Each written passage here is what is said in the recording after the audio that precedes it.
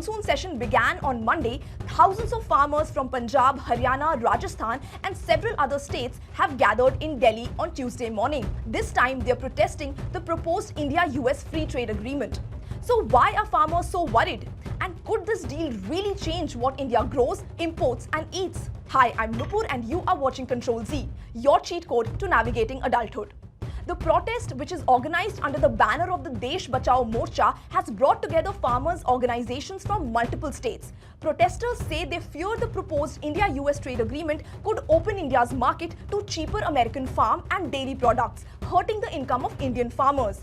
But what exactly is an FTA? Well, a free trade agreement is a deal between two countries to reduce or eliminate import duties on goods and services. The idea is simple. Lower tariffs make products cheaper, encourage trade and create new business opportunities.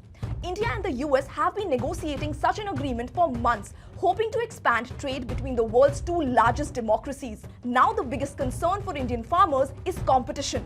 American agriculture is highly merchandised and heavily subsidized.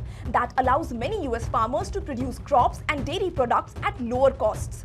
Farmer groups fear that if India significantly reduces import duties on these products, cheaper imports could enter the Indian market and put pressure on domestic prices. They argue that this could affect not just the farmers but also dairy producers, livestock rearers and small traders linked to the rural economy. The protesters also say the negotiations have lacked transparency. They want the government to publicly disclose the draft agreement before it is finalized and consult farmer organizations on any provisions affecting agriculture. The government, however, has consistently maintained that it will protect India's sensitive agriculture sectors. Commerce Minister Piyush Goyal has previously said that 90 to 95% of India's agricultural products, including key sectors such as dairy, rice and wheat, are intended to remain protected in trade negotiations. That means the final outcome is still uncertain. Negotiations between India and the United States are continuing and the agreement has not yet been signed. But for farmers, the concern is clear. Once tariffs are lowered, reversing those decisions can be difficult. That's why they want safeguards built into the agreement before it is finalized. Now the bigger picture is this. Trade deals often create winners and losers. Consumers may benefit if imported products become cheaper.